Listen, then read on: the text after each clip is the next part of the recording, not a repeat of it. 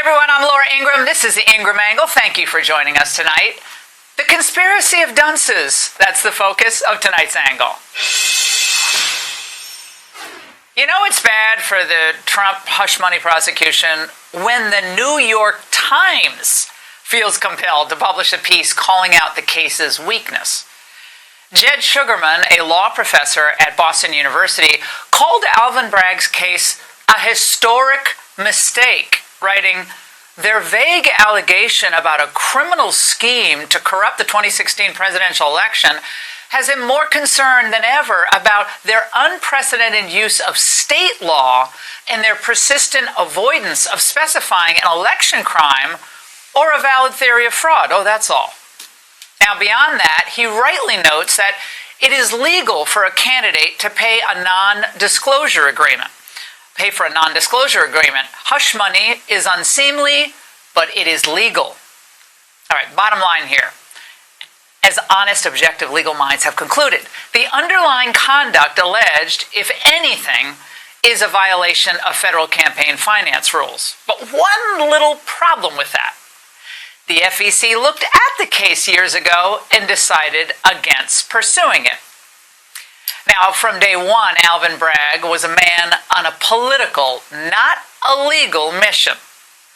It was to charge Trump with whatever, just to keep him in court, maybe get lucky and get a conviction. The truth is, the underlying conduct doesn't even merit a misdemeanor charge because there's no intent to defraud without a federal crime in this case. This is a political hit job being run by one of Biden's DOJ's former top officials. Are we to actually believe that the lead prosecutor, Matthew Colangelo, just so happened to land this job at this time by accident? All right, one of the former top officials in the Biden DOJ, this has Biden's fingerprints all over it, and it's all a sloppy mess to boot. Colangelo's trying to convince the jury that the case is about a criminal conspiracy and a cover-up. Trump, David Pecker, and Michael Cohen, former Trump attorney, formed a conspiracy, he argued, to influence the election. Well, this guy's a piece of work. Colangelo should be sanctioned for trying to argue that there's a conspiracy here when he never charged Trump with a conspiracy. You can't prove this case without proving the facts on federal election law.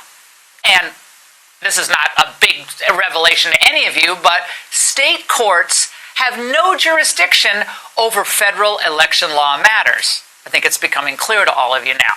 Plus, if they were going to start charging conspiracies to affect an election, I have a question. Why wasn't Hillary Clinton and Fusion GPS charged under that same theory? The setup, the surveillance of Trump, the salacious and unverified Steele dossier, all of it. For goodness sakes, $1 million went from the Clinton campaign and the DNC to a law firm, Perkins Coie, that funneled it to Steele, who then dug up the dirt. That was real election interference, my friends. And if there's any conspiracy here, it would be, kind of reasonable to find one inside Biden world, where somehow one of Merrick Garland's top dogs wound up in Bragg's office as lead counsel against Trump. By the way, as their media co-conspirators are right there with them in the echo chamber. Now listen for the word conspiracy and scheme. The testimony you're already hearing about a catch and kill, about a pattern of behavior, about this trying to influence an election, that's where you want this jury focus for this witness. Pecker's very important witness because he's at the center of the scheme to influence the election. This was a conspiracy to help Donald Trump win the election. Again, there's no evidence of a scheme or a conspiracy. If there was, we know darn well that Bragg could have charged it. He would have charged it.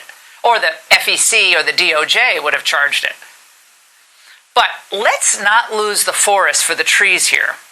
Although Colangelo and Bragg, of course they want a conviction. They're going to consider the case successful if it hurts Trump in November.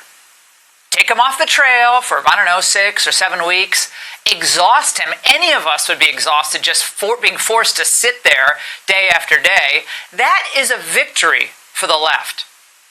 But this may be wishful thinking. Today, Trump did some remote campaigning outside the courtroom. It's a big day in Pennsylvania, and we hope the people get out there and vote. It's important to vote to let them know that we're coming on November 5th. We're coming big. Maybe they'll think also about a very good person who's running for the Senate in Pennsylvania, Dave McCormick. So Pennsylvania, get out and vote. I love the fact that he pushed for Dave McCormick in Pennsylvania. Smart move. But the reality here is ugly.